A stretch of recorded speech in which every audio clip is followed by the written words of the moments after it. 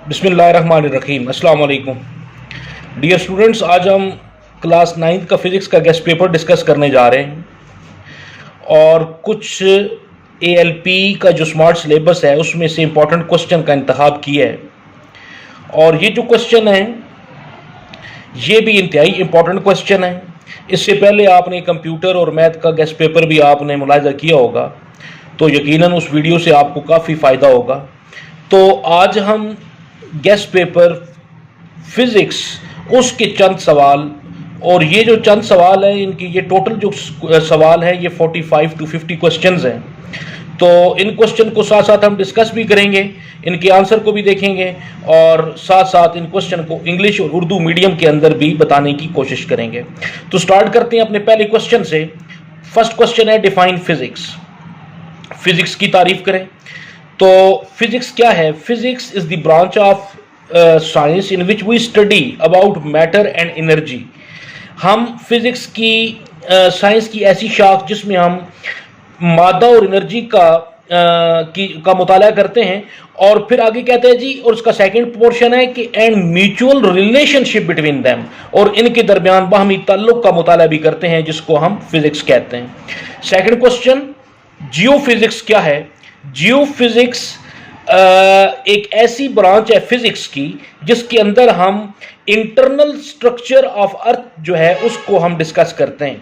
और उसके साथ है प्लाज्मा फिजिक्स। प्लाज्मा फिजिक्स क्या है?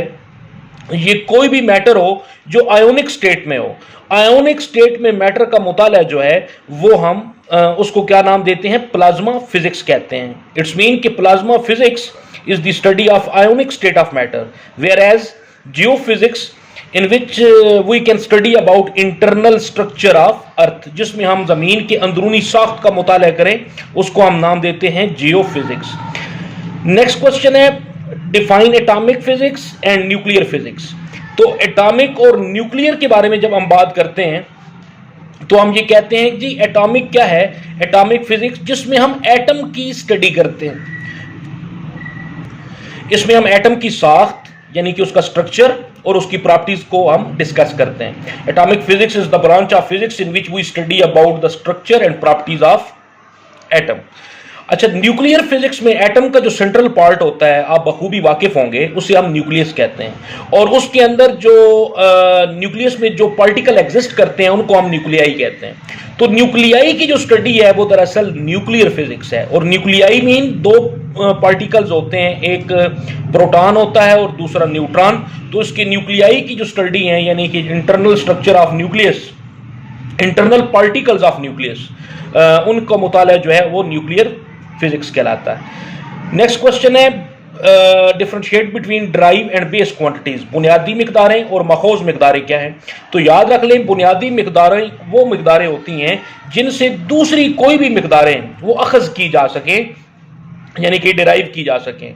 जो बेस फराम करती हैं अदर क्वांटिटीज़ को, उन्हें हम बेस क्वांटिटीज़ कहते हैं। और मखौज मिकदारें वो मिकदारें होती हैं जो बुनियादी मिकदारों से अखज़ की जाएं, which can be derived from base quantities. और इसी तरीके से उनकी यूनिट्स का जब हम स्टडी करते हैं, यूनिट्स के बारे में क्या कहते हैं कि base units describe base quantities, यानी कि बुनियादी जो यूनिट्स हैं ये बुनियादी मिकदारों को ये उनकी वजाहत करती हैं। और जो हमारे पास डिराइव्ड बेस दूसरी डिराइव्ड यूनिट्स होती हैं वो डिराइव्ड क्वांटिटीज़ को एक्सप्रेस करती हैं, उनकी वजाहत करती हैं, या मखौज मिकदारों का जो है वो वजाहत करती हैं। उसके बाद क्वेश्चन बड़ा इंपॉर्टेंट है, ये वाला जो क्वेश्चन अभी आया है आपके सामने, और मोस्ट इंपॉर्टेंट क्वेश्चन है जी एम हिंसे से क्या मुराद है? सिग्निफिकेंट फिगर्स क्या होते हैं? तो सिग्निफिकेंट फिगर जैसा कि आपको स्क्रीन पर दिखाई दे रहा है, all the accurately known digits and the first doubtful digits, यानी कि पॉइंट के बाद जो दाईं तरफ जो पहला हिस्सा है उसको आप तखमीनी या मशकूक हिंसा भी कहते हैं, वो इसके अहम हिस्से कहलाते हैं। ये किसी भी पैमाइश की गई मिकदार के बिल्कुल दुरुस्त होने को जाहिर कर देते हैं, इनको हम सिग्निफिकेंट फिगर्स कहते हैं। प्रीफिक्सेस क्या है? Next question, define prefixes. The words are letter added before a unit. किसी भी यूनिट से पहले जो अल्फाज हम ऐड करते हैं, मसलन किलो मीटर अगर यूनिट है ना मीटर, तो मीटर से पहले हम किलोमीटर कहते हैं। इसी तरीके से अगर जो है वो मीटर से पहले हम मिलीमीटर कहते हैं। माइक्रोमीटर कहते हैं, तो ये माइक्रो, मिली, किलो, ये वो अल्फाज हैं जिनको हम प्रीफिक्सेस कहते हैं। नेक्स्ट क्वेश्चन है साइंटिफिक नोटेशन से क्या मुराद है। In scientific notation number is expressed as the power of 10, यानी कि इसमें हम एदाद को उसकी मुनासिब पावर की सूरत में जब हम लिखते हैं, यानी कि इनको 10 की मुनासिब पावर में जब हम लिख देते हैं तो वो साइंटिफिक नोटेशन कहलाता है। और इसके लिए एक और इसकी शर्त छोटी सी है कि इसमें हम डेसिमल पॉइंट से पहले सिर्फ एक नॉन ज़ीरो हिस्सा होता है, यानी कि कोई पॉइंट से पहले कोई ज़ीरो नहीं होना चाहिए बल्कि नॉन ज़ीरो डिजिट होना चाहिए। तो जब हम किसी भी वैल्यूज़ को एक्सप्रेस कर देते हैं the power of tens, then it is considered to be a scientific notation. इसको साइंसी नोटेशन या साइंसी तरकीन भी कहते हैं उर्दू के अंदर। नेक्स्ट हमारे पास है मेजरिंग सिलेंडर। क्या होता है मेजरिंग सिलेंडर के लिए? मेजरिंग सिलेंडर या पैमाइशी सिलेंडर।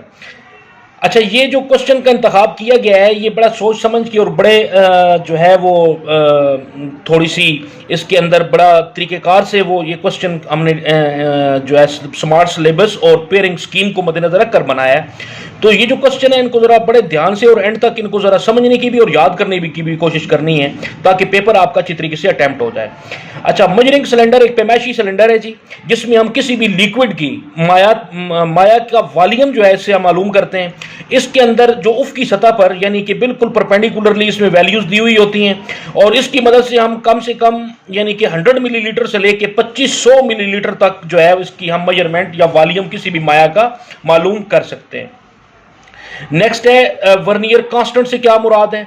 इसको हम लीस्ट काउंट भी कहते हैं। लीस्ट काउंट लीस्ट काउंट की डेफिनेशन भी मद्देनजर रख लें, वो कम से कम पैमाइश जो किसी भी आले की मदद से हम मालूम करते हैं उसे लीस्ट काउंट कहते हैं। यहां पे जो कि बात हो रही है वर्नियर कांस्टेंट की, तो वर्नियर कांस्टेंट का जो लीस्ट काउंट होता है वो 0.01 सेंटीमीटर होता है। और अगर पूछा जाए कि जो स्क्रू गेज का या माइक्रोमीटर का लीस्ट काउंट क्या होता है, तो यहां पे ये बात बताना जरूरी है कि उसका भी 0.01, लेकिन यूनिट उसकी मिलीमीटर है, यानी कि सेंटीमीटर जो है ये वर्नियर कांस्टेंट के लिए आप इस्तेमाल कर दें और सेम वैल्यू 0.01 मिलीमीटर जो है ये स्क्रू गेज के लिए आप कर सकते हैं। तो इसको आप लीस्ट काउंट कहते हैं। ये होता क्या है कि वर्नियर कैलिपर्स मेन स्केल और वर्नियर स्केल के छोटे हिस्सों के माबैन यानी कि 0.1 मिलीमीटर का जो फर्क होता है उसे आप वर्नियर कांस्टेंट कहते हैं। नेक्स्ट क्वेश्चन है differentiate between distance and displacement, यानी कि डिस्टेंस और डिस्प्लेसमेंट में क्या फर्क है। दो नुकात के दरमियान जो लंबाई है, लंबाई का रास्ता है, उसे आप डिस्टेंस कहते हो। दोबारा सुन लें, the minimum the length between 2 points, किसी भी दो नुकात के दरमियान लंबाई रास्ता, उसको आप डिस्टेंस का नाम देंगे और डिस्टेंस एक स्केलर क्वांटिटी है। जबकि the minimum distance between any 2 points, किसी भी दो नुकात के दरमियान कम से कम फासला, वो डिस्प्लेसमेंट कहलाता है और ये एक वेक्टर क्वांटिटी है। नेक्स्ट क्वेश्चन है स्केलर और वेक्टर क्वांटिटीज कौन सी होती हैं। भाई याद रखें, स्केलर वो मिकदारें हैं जो सिर्फ और सिर्फ मिकदार का तयन करती हैं, जबकि वेक्टर वो मिकदारें हैं, वो क्वांटिटीज हैं जो मिकदार के साथ, मैग्नीट्यूड के साथ डायरेक्शन यानी कि सिमत का तयन करें, उन्हें आप वेक्टर क्वांटिटीज का नाम देते हैं। नेक्स्ट हमारे पास है रिटार्डेशन या इसको डिसलरेशन। उससे पहले एक्सेलरेशन समझ लीजिए। एक्सेलरेशन क्या होता है? The rate of change of velocity, velocity में तब्दीली की शरह को एक्सेलरेशन कहते हैं। और जब एक्सेलरेशन मनफी होगा यानी कि स्पीड जब हाई होगी और उससे कम होना शुरू हो जाएगी। अगर इसकी मिसाल समझ लें कि एक पंखा ऑन है आपका और फुल स्पीड से चल रहा है, उसको आप ऑफ कर देते हैं तो उस दौरान उसकी स्पीड कम हो जाएगी, वो नेगेटिव एक्सेलरेशन शुमार होगा और उसको आप डिसलरेशन भी कहते हैं, रिटार्डेशन भी कहते हैं। नेक्स्ट क्वेश्चन है टाइम डिस्टेंस टाइम ग्राफ क्या होता है। यानी कि ग्राफ की मदद से जब हम अजसाम की मोशन का इज़हार करते हैं तो उसमें हम कोई वैल्यू एक्स एक्सिस पे लिखते हैं, कोई वाई एक्सिस पे लिखते हैं और एक स्ट्रेट लाइन से उसको हम ज़ाहिर करते हैं। यानी कि हम करते क्या हैं, डिस्टेंस और टाइम को हम ग्राफिकली रिप्रेजेंटेशन देते हैं, रिप्रेजेंट करते हैं। और दरअसल इस रिप्रेजेंटेशन में हमें जो स्ट्रेट लाइन मिलती है वो क्या, किस चीज़ का इज़हार कर रही होती है, उस ऑब्जेक्ट की मोशन का, कि किस वक्त में कितना फासला तय किया, इसको आप टाइम ग्राफ कहते हैं। नेक्स्ट क्वेश्चन है आपका, और ये गालिबन जो है इंपॉर्टेंट क्वेश्चन है और लॉन्ग के अंदर भी आ सकता है। Differentiate between weight and mass. Mass क्या है? Mass of the body is the quantity of matter possessed by the body. कोई भी जिस्म, किसी भी जिस्म में जो मादे की मिकदार होती है उसको उसका मैस कहते हैं, और ये एक स्केलर क्वांटिटी है। जबकि weight of a body is the force of gravity acting on it. क्या मतलब कि जब किसी जिस्म का वजन, असल वजन जो है उस पर अमल करने वाली वो ग्रेविटेशनल फोर्स है जिससे जमीन उस जिस्म को अपने मरकज की तरफ खींचती है, उसको आप वेट कहते हैं। इसमें ग्रेविटी इन्वॉल्व हो जाती है। और ये एक आपके पास कौन सी क्वांटिटी है? ये एक वेक्टर मिकदार है, यानी कि ये एक जो मैस है ये स्केलर क्वांटिटी, और जो वेट है ये एक वेक्टर है। इस क्वेश्चन को लॉन्ग में भी आप लिख सकते हैं, और मैस को आप mass is equal to F over A भी कह सकते हैं, जबकि वेट इज इक्वल टू आपके पास जो वजन होता है उसको आप डब्ल्यू से जाहिर करते हैं, और वो एम जी के बराबर होता है। नेक्स्ट है जी law of conservation of momentum, और ये क्वेश्चन नंबर 16 है। 15 क्वेश्चन आप डिस्कस कर चुके हैं।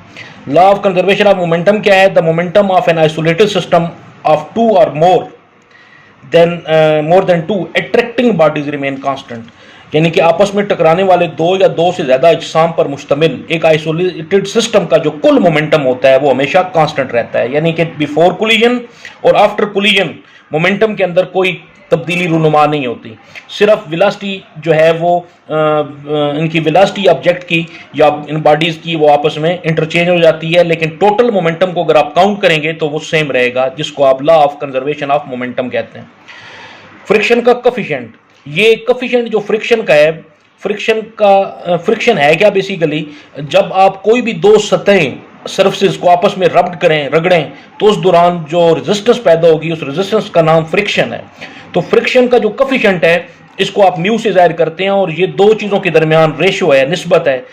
उसमें एक चीज़ जो है वो लिमिटिंग फ्रिक्शन, यानी कि इसको आप इंतहाई फ्रिक्शन कहते हैं, और दूसरा उसके पास नॉर्मल रिएक्शन यानी कि आर, यानी कि एफ एस और आर के दरमियान जो रेशो है इसको आप कफिशिएंट ऑफ फ्रिक्शन का नाम देते हैं। Centripetal force, next question number 18। Centripetal force क्या होती है? ऐसी फोर्स जो किसी भी जिस्म को एक मरकज के गिर्द, एक दायरे के गिर्द रोटेट करने पर मजबूर करे, उस फोर्स का नाम सेंट्रीपिटल फोर्स है। The force that keeps a body moving in a circle, जो सब्जेक्ट को एक दायरे के अंदर जो है वो मजबूर करे घूमने पे, उसको आप सेंट्रीपिटल कहते हैं, और इसको आप एफ सी से रिप्रेजेंट करते हैं, और इसका फार्मूला होता है M V square by R. Formula दोबारा सुन लें, एम वी स्क्वायर, वी के ऊपर स्क्वायर है, divided by R. Next question है मोमेंट आर्म किसे कहते हैं? तो मोमेंट आर्म के लिए ये याद रखें कि एक्सिस ऑफ रोटेशन से फोर्स की ऑन लाइन जो है वो इसको आप कह सकते हैं कि ऑन लाइन ऑफ एक्शन जो है उसका जो अमूदी फासला वो फोर्स का मोमेंट आर्म कहलाता है। यानी कि जहाँ से कोई भी ऑब्जेक्ट उसने रोटेट करना है, फॉर एग्जांपल एक अगर आपके पास दरवाज़ा है, दरवाजे को आप उसके हैंडल से उसको रोटेट करवाएंगे, घुमाएंगे, खोलेंगे, बंद करेंगे, लेकिन उसके गिर्द जो कब्जे लगे होते हैं, कब्जों के गिर्द वो उसका एक्सेस ऑफ रोटेशन है, उसके गिर्द घूमेगा, तो उन कब्जों से लेके वो हैंडल तक का जो फासला होगा इसको आप मोमेंट आर्म कहते हैं। जितना मोमेंट आर्म ज़्यादा होगा, याद रखें, उतनी फोर्स कम लगेगी। जितना मोमेंट आर्म ज़्यादा होगा कम होगा, उतना फोर्स जो है वो आप ज़्यादा लगाएंगे। उसके बाद आपके पास है रिजल्टेंट फोर्स क्या होती है, या इसको आप जो है मोमेंट आर्म के बाद रिजल्टेंट फोर्स क्या होती है। यानी कि फोर्स की मिकदार और सिमत दोनों होती हैं, तो किसी और तरीके से या आम हिसाबी तरीके से फोर्सेस को आप मेजर नहीं कर सकते। इसके लिए एक बड़ा तरीकाकार अपनाया जाता है, यानी कि उनको आप ख़ास तरीके से इनको आप जमा करने के बाद एक सिंगल फोर्स आपको हासिल होती है, जिसको आप रिजल्टेंट फोर्स कहते हैं। The sum of two or more forces is called resultant force. Next question है रेजोल्यूशन ऑफ फोर्सेस से क्या मुराद है? तो इसके लिए आप सबसे पहले देखें वेक्टर को उनके कंपोनेंट्स में तहलील कर देना, यानी कि resolve the vector into its components.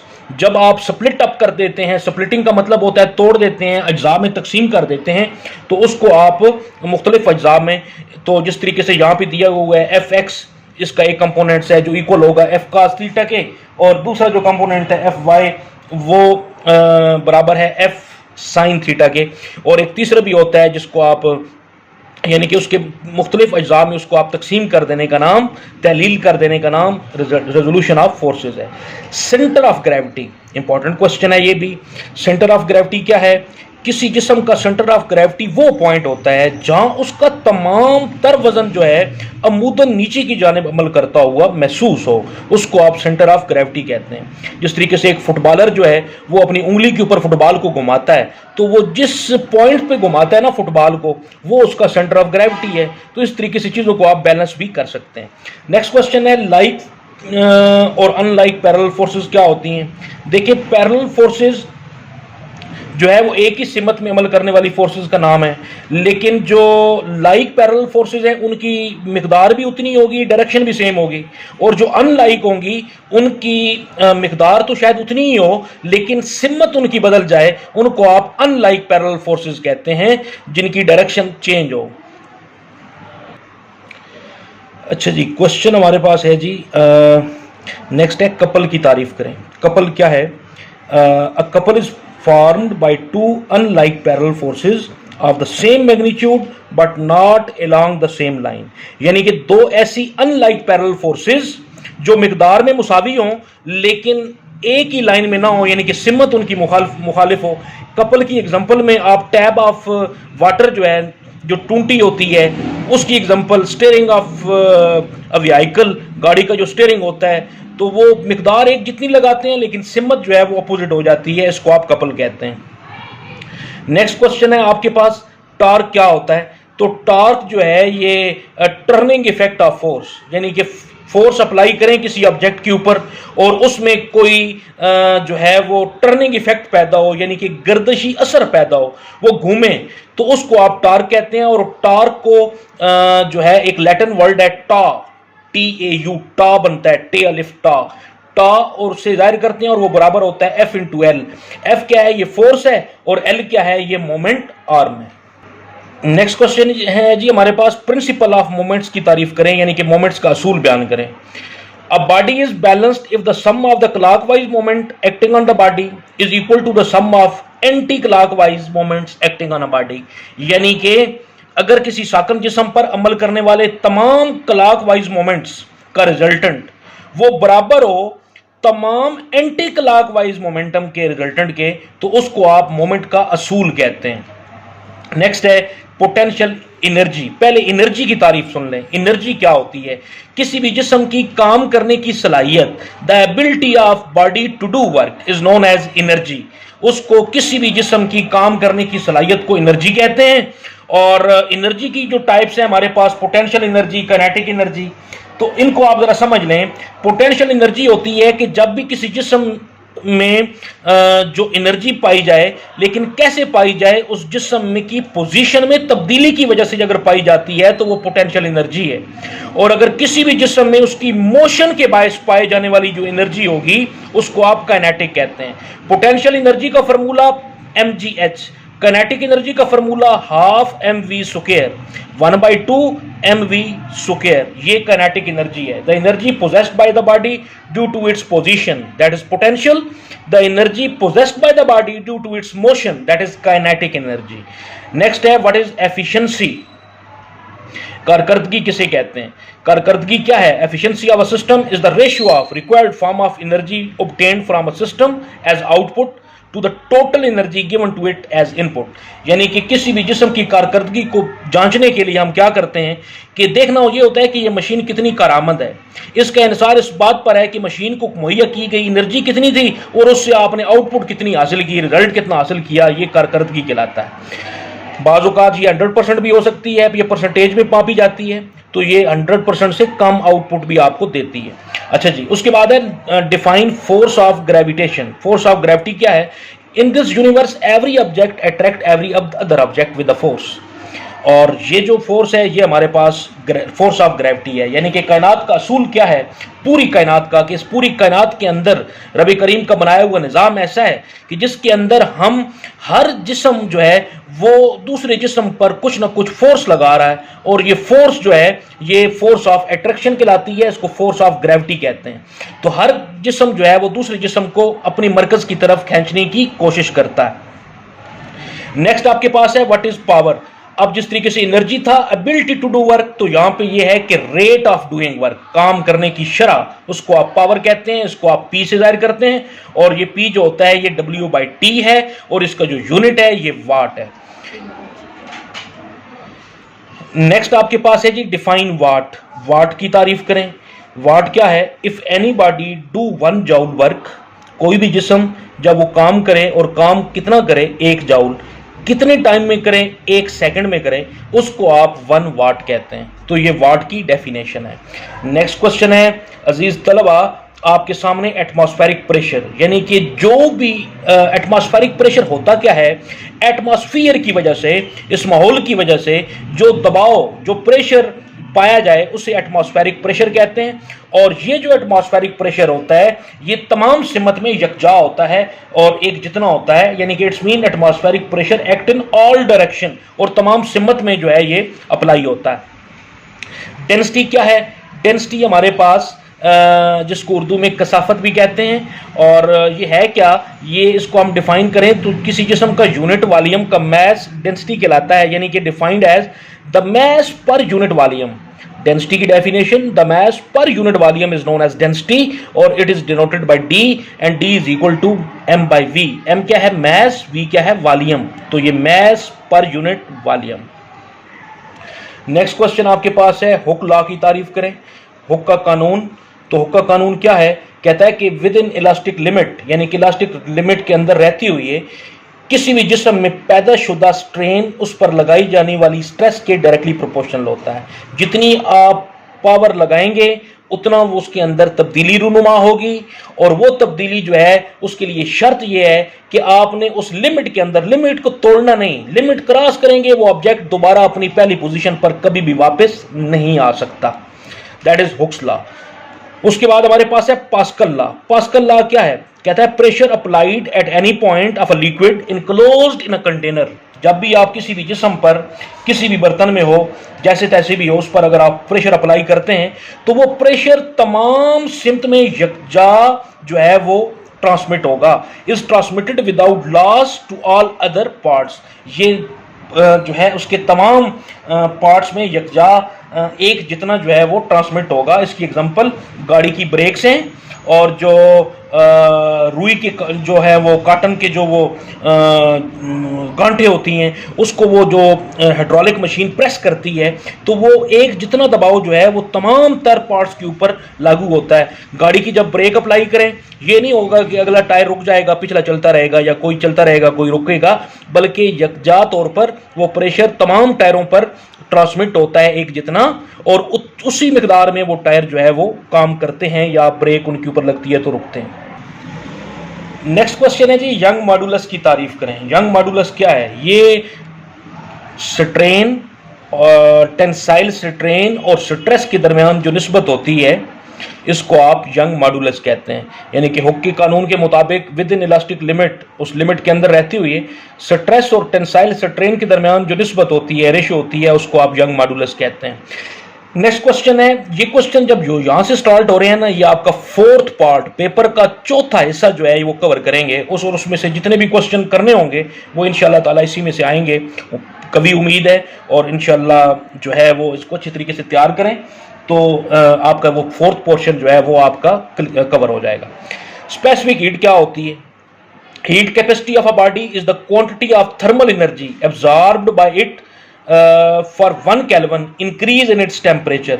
यानी कि किसी शय की हरारत मखसूसा, स्पेसिफिक हीट को आप हरारत मखसूसा भी कहते हैं, कि वो मिकदार है जो उसके 1 किलोग्राम मैस में, कोई भी ऑब्जेक्ट हो जो कितना हो 1 किलोग्राम, उसमें 1 केल्विन टेम्परेचर की तब्दीली लाने के लिए दरकार हो। यानी कि अगर उसके ऊपर आप 1 केल्विन टेम्परेचर अप्लाई करें तो उसमें जो भी तब्दीली होगी और तब्दीली नजर आएगी तो वो उसकी हरारत मखसूसा होगी, और इसका इन्हिसार मैस और दर्जा हरारत में तब्दीली पर होता है। तो ये 2 चीजें हैं जिसके ऊपर ये डिपेंड किया जाता है। नेक्स्ट क्वेश्चन है जी define latent heat of fusion. Heat energy required to change unit mass of a substance from solid to liquid state at its melting points without change in its temperature। क्या मतलब कि जब किसी शय की unit mass को उसका temperature तब्दील किए बगैर, इसके मेल्टिंग पॉइंट पर ठोस से माया हालत में तब्दील करने के लिए जो थर्मल एनर्जी दरकार होती है उसको उसकी लेटेंट हीट ऑफ फ्यूजन भी कहते हैं और पिघलाव की मख्फी हरारत भी कहते हैं। इवेपोरेशन है question next. Changing of liquid into vapours, जब एक माया को गर्म किए बगैर बुखारात में तब्दील कर दिया जाए तो वो प्रोसेस इवेपोरेशन कहलाता है। लैंड ब्रीज और सी ब्रीज, नसीम बरी और नसीम बहरी, समुंदर की जो हवाएं होती हैं और जो ज़मीन पर चलने वाली हवाएं होती हैं। तो ये ज़रा मैं एक्सप्लेन नहीं कर रहा, सिंपल आपको ये दिखा रहा हूँ, ये आसान सा काम है। बरी जो है वो समुंदर की तरफ चलती हैं ज़मीन से, और जो बहरी होती हैं वो समुंदर से जो है वो ज़मीन की तरफ चलती हैं, और वो ज़मीन से समुंदर की तरफ चलती हैं नसीम बरी। तो इसका सिंपल सा ये आंसर है, और ये आपस में इंटरचेंज हो जाती हैं एक दूसरे के इफेक्ट की वजह से। नेक्स्ट है टेम्परेचर और हरारत में क्या फ़र्क है। तो टेम्परेचर जो है ये मेजरनेस करता है हार्डनेस और कोल्डनेस की, यानी कि जो फ़र्क होता है किसी भी सर्द और सर्दपन का और उसका क्या नाम है, यानी कि बामी तौर पर दो मुतसिल जो टेम्परेचर होते हैं और उनका जो फ़र्क होता है उसको आप टेम्परेचर कहते हैं। और जो हमारे पास हीट है ये ट्रांसफ़र होती है बामी तौर पर एक जिस्म से दूसरे जिस्म को टेम्परेचर में फ़र्क की बुनियाद पर। दूसरा क्वेश्चन है वेपोराइजेशन किसे कहते हैं। वेपर्स का बनना, यानी कि एक मुकर्रर टेम्परेचर पर ये वकूफ़ पज़ीर होते हैं, और ये जो वेपर्स होते हैं ये कोई भी जो है वो लिक्विड से माया से गैसीय स्टेट में जब वो तब्दील होने का अमल वेपोराइजेशन कहलाता है। कंडक्शन है, ठोस अजसाम में एटम की वाइब्रेशन और आज़ाद इलेक्ट्रॉन की तेज़ रफ्तारी से गर्म हिस्सों से सर्द हिस्सों की जानिब इंतकाल हरारत का तरीका कंडक्शन कहलाता है। नीचे कन्वेक्शन दिया हुआ है, यानी कि इंतकाल हरारत का वो तरीका जो मालिक्यूल्स की गर्म जगह से सर्द जगह की जानिब जो वो मूव करते हैं वो कन्वेक्शन है। और जो दूसरा रेडिएशंस है वेव्स की सूरत में ट्रांसफ़र ऑफ हीट है बेसिकली। और बीच में एक क्वेश्चन है थर्मल कंडक्टिविटी के हवाले से। 1 मीटर क्यूब की मुखालिफ सतहों के दरमियान जो हरारत के बहाव की शरह होती है जिनके दरमियान 1 केल्विन टेम्परेचर का फ़र्क रखा गया हो वो क्यूब के मटेरियल की थर्मल कंडक्टिविटी कहलाता है। तो बहरहाल ये क्वेश्चन थे, इन क्वेश्चन को आपने अच्छी तरीके से प्रिपेयर करना है और अपना पेपर ताकि अच्छी तरीके से आपका अटैम्प्ट हो जाए।